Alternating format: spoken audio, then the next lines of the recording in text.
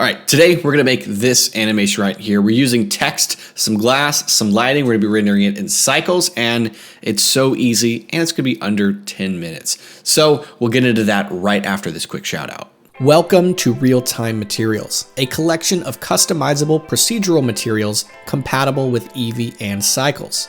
With over 6 years of experience, I have created an add-on currently containing 240 materials across 14 surface categories. This add-on will speed up your workflow, allowing you to stay creative while maximizing your artistic output. You might be thinking, what about image textures? Image textures are easy to set up but don't give you any control. Real-time materials are loaded with custom properties, giving you the freedom to change roughness, color, and all kinds of patterns. You can change the shape of wood, the direction of cloth weave, and the size of scratches, among many other parameters. Even if you already know how to make procedural materials, imagine the time you will save if you could apply those materials in one easy click. All right, pop open your Blender and let's go ahead and just get in our text. So we're gonna hit Shift-A and get in text right here. Now pop on over right over here, and what we're gonna do is we're gonna set this horizontal to center, and then keep this one at top baseline. And then what I'm gonna do is I'm gonna hit RX90, and that's gonna rotate it here, and type in whatever text you want. I'm gonna type in all caps, our favorite word. And then you can go over here to font and select whatever font you want. It's gonna pull up all the installed fonts on your computer. I'm going to use my kind of brand fonts here, which is Silka. Feel free to find it. You have to pay for it, so maybe you can find a rip of it, but I don't encourage it. I don't want to. Is that illegal to encourage that? I don't encourage that. Okay. Now we can go over here and start playing with the geometry.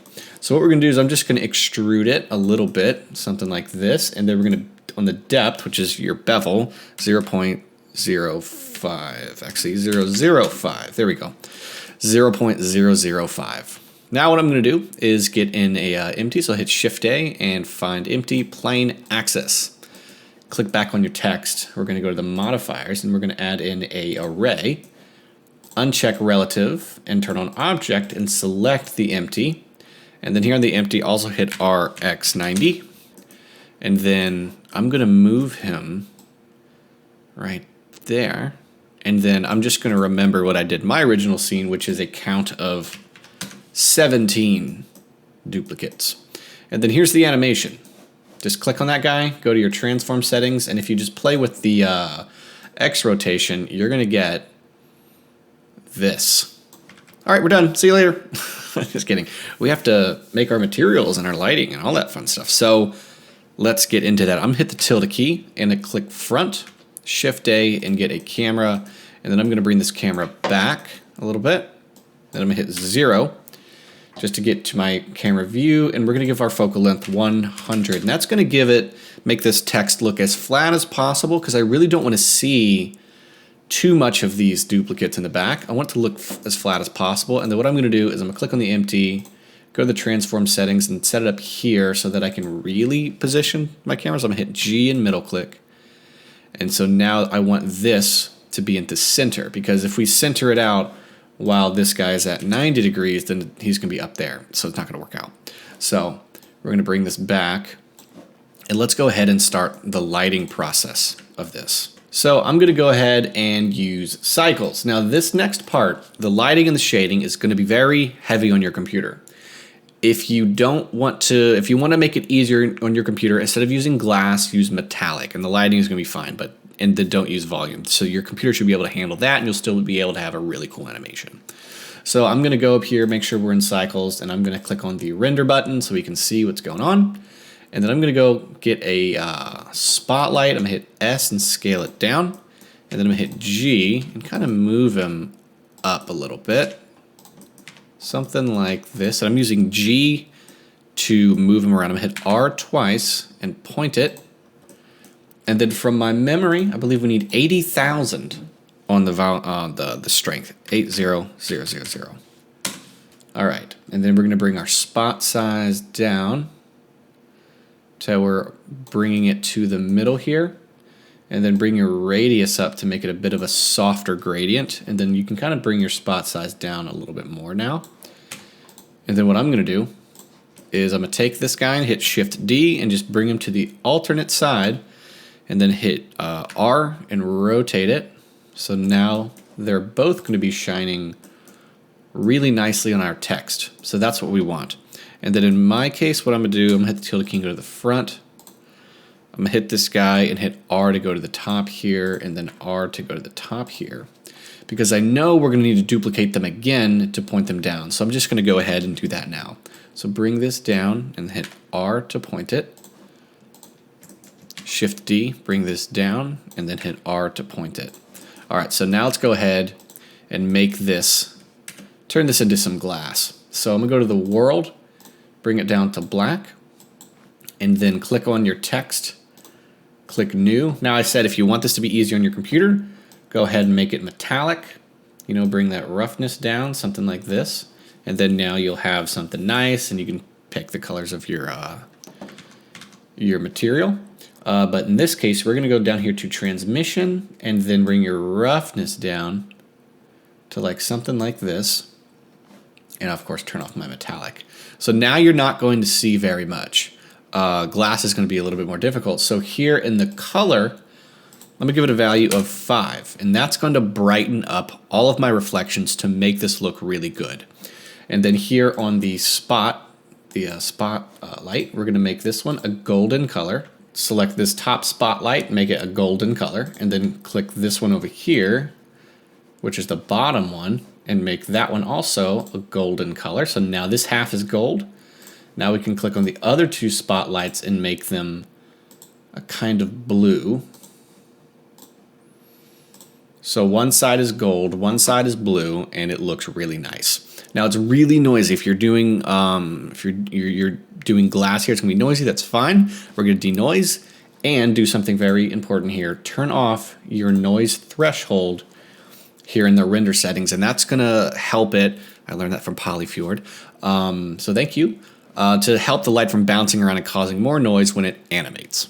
Now on this glass material, I'm going to refer back to my original animation. I'm going to do 0.720 on the IOR, and that's going to kind of refract it so we get more kind of thicker pieces here, and it's going to look really nice and really clean. All right, so now we are here. Let's go ahead and add some volume to this animation. So click on volume here in the world icon, and then turn on principled volume, and then bring your volume to like 0.05. So we can get very light, very nice volumes here in the animation. And it's going to help with more reflections and just make this look really good. All right, let's go ahead and animate it, which is literally the easiest part.